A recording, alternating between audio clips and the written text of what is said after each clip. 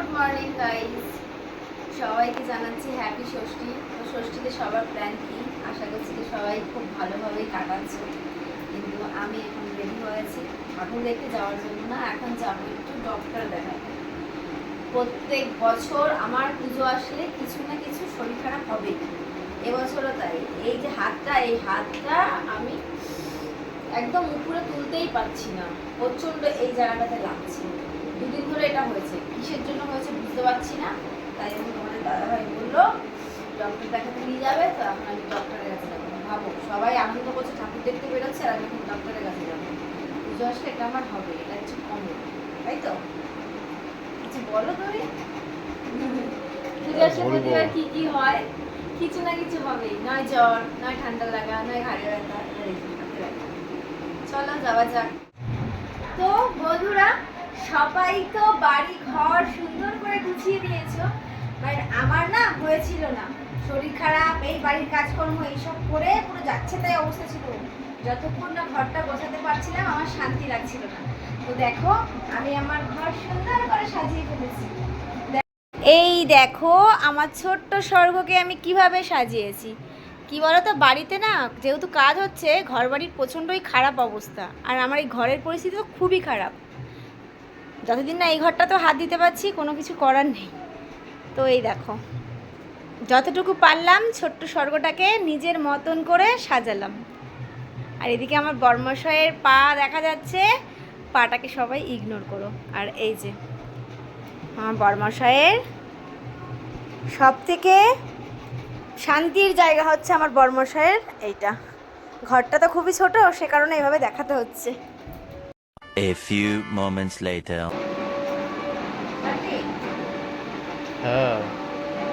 Hey guys, good evening. দীপশর্মী লাইফস্টাইলে সবাইকে স্বাগত জানিয়ে নতুন ভিডিও শুরু করলাম। কেমন কাটছে সবার পুজো অবশ্যই জানিও, আশা করছি তো ভীষণ ভালো কাটছে। আর আমরাও দেখো রেডি হয়ে নিয়েছি, এখন যাব হচ্ছে পুজো প্যান্ডেলে ঠাকুর দেখতে। অ্যাকচুয়ালি ইচ্ছে ছিল না, এখন হট করে প্ল্যান হলো, তোমাদের দাদাভাই বললো চলো এক্ষুনি যাবো। তাই কোনো রকম কোনো সাজগোজ কিছুই করিনি, জাস্ট একটু হালকা লিপস্টিক আর কাজল পরে দিকে দিয়েছি। আর সালোয়ারটা দেখো আগের বছরে তোমরা তো দেখেছো, এই চুড়িদারটা পরেই আজকে যাচ্ছি। আজকে তো ষষ্ঠী, কি নতুন চুড়িদার পরবো বলো তো? তো যাই হোক, এইভাবে কেমন লাগছে জানিও, জানি ভালো লাগছে না, তাও কেমন লাগছে জানিও। এই হচ্ছে আমার ষষ্ঠীর আউটফিট। এবার তোমাদের দাদাভাইকে দেখাই, চলো। করো করো, এই হচ্ছে তোমাদের দাদাভাইয়ের লুক। দাঁড়াও, দেখো নতুন জুতো, নতুন প্যান্ট, নতুন জামা, সব কিছুই নতুন নতুন পরে নিয়েছে, আর আমি শুধু পুরনো পরে যাচ্ছি। এই হচ্ছে ব্যাপার। তো চলো, বেশি কথা বলে দেরি করছি, কারণ যাব অনেক দূরে। তো একটা সুন্দর জায়গা যেতে যাচ্ছি। তো চলো গিয়ে তোমাদের সাথে ব্লগ কন্টিনিউ করছি, দেরি হয়ে যাবে। অনেক গ্রামের ভিতরে যাব, তো থাম্বেল তো দেখে তোমরা জানতেই পারছো কোথায় যাচ্ছি। পৃথিবীর সব থেকে বড় দুর্গা দেখতে যাচ্ছি, চলো। আমাদের গন্তব্যে আমরা পৌঁছে গেছি। এই যে গাড়ি রাখার জন্য, পার্কিং করার জন্য আমরা টিকিটও পেয়ে গেছি। আর গাড়ি দেখো, অসংখ্য গাড়ি।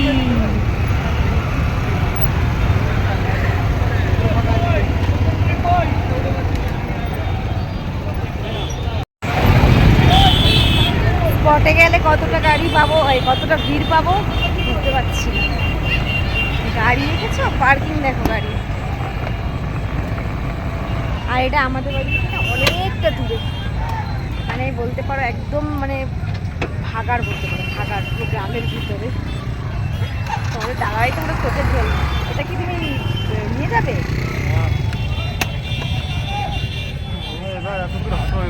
এবার হাঁটো নাকি? রাস্তা পুরো ঘুটঘুটে অন্ধকার, তোমাদের সাথে আর কি শেয়ার করবো। তবে অনেক লোক চলাফেরা করছে, শুধু দেখো প্লেসটা দেখো, পুরো গাড়ি আর গাড়ি, পুরো জায়গা জুড়ে গাড়ি। জানি না বড় দুর্গার সামনে কি আছে, কালেক্ট করে নাও তো। এই দেখো, ক্লান্ত হয়ে গেছে। আচ্ছা, কোনো সাজগোজ নেই? যেই রাস্তায় এত গাড়ি চলে না, সেই রাস্তায় এত গাড়ি। আচ্ছা, কোনো সাজগোজ নেই আমাদের। এই টিকিট নিয়েছি, এবার যাবো, চলো সঙ্গে থাকো।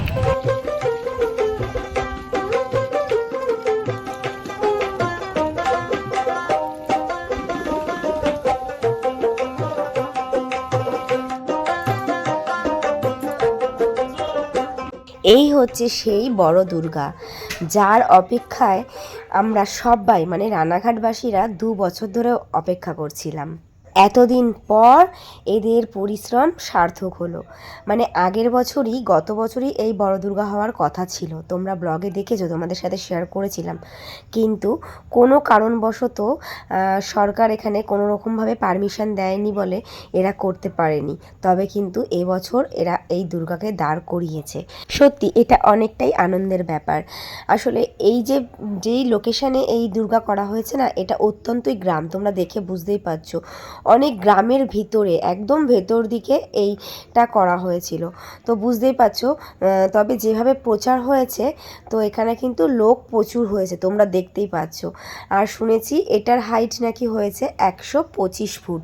মানে বুঝতে পারছো তো, মানে বিশ্বের বড় দুর্গা, সত্যিই এটা পৃথিবীর সব থেকে বড় দুর্গা হয়েছে। আর এখানে হচ্ছে এই যে কাঠামোর মা, মানে যেই মাকে আর কি এখানে আর কি আসলে ঘট পুজো করা হয়, এই মাকে দেখো পুরো একদম সাধারণ ঘরের, মানে যেরকম নর্মাল ঘরের আমাদের বউরা হয়, মায়েরা হয়, ঠিক সেরকমই একটা লুকে এখানের মাকে তৈরি করা হয়েছে। আর এখানেই আর কি পুজো করা হবে। তো এটা হচ্ছে কাঠামোর ঠাকুর, আর এই পাশে হচ্ছে দুর্গা, সবচেয়ে বড় দুর্গা। যাই হোক, তোমাদের কেমন লাগলো অবশ্যই তোমরা জানিও। হয়তো এরপরে হয়তো অস্ত্র শস্ত্র দেওয়া হবে, কারণ আজকে যেহেতু ষষ্ঠী, সেই জন্য হয়তো সেগুলো দান করা হয়নি, পরে হয়তো আরও একটু ভালো লাগতে পারে।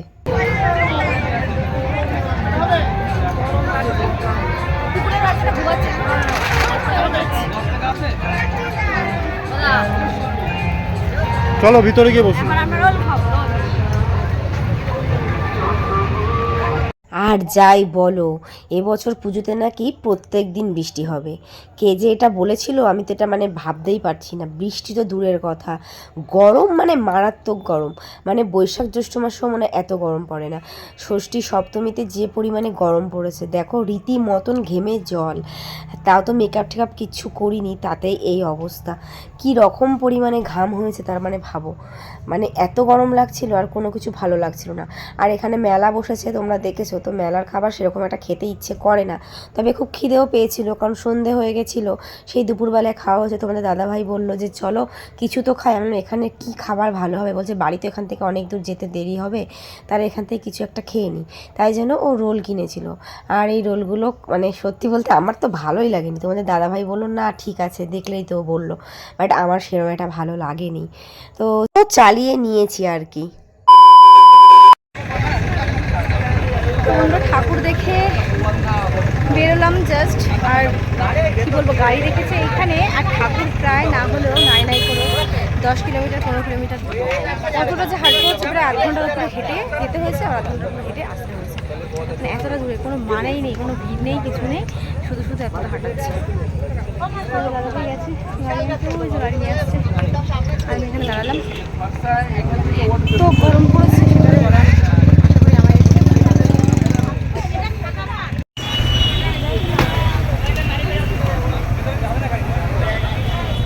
জমের গরম।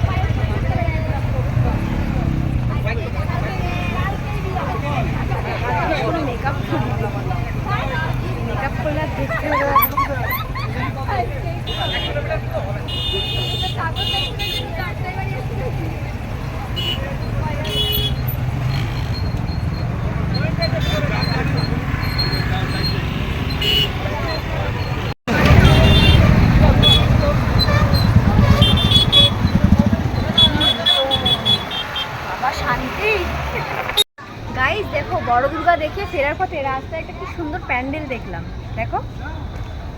আসো প্যান্ডেলটাতে যাবো, তোমাদেরকে শেয়ার করবো।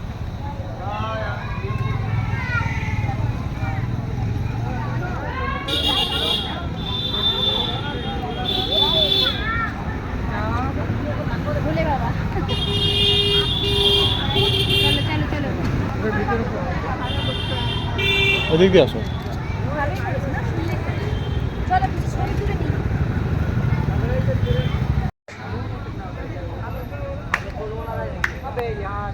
গাইস দেখো এখানের কাজ দেখো, বড় দুর্গার থেকে অনেক সুন্দর হয়েছে না বলো?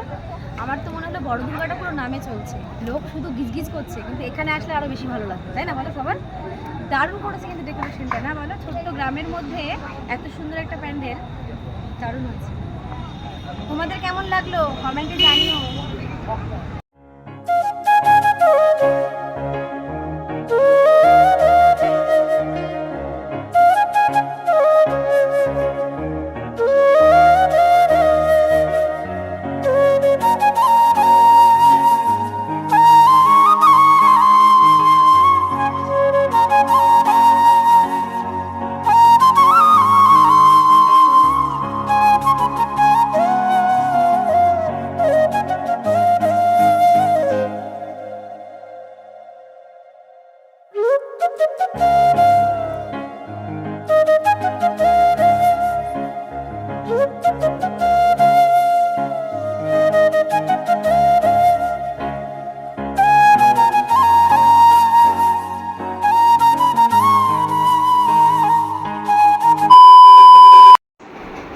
গাইস বাড়ি আসলাম,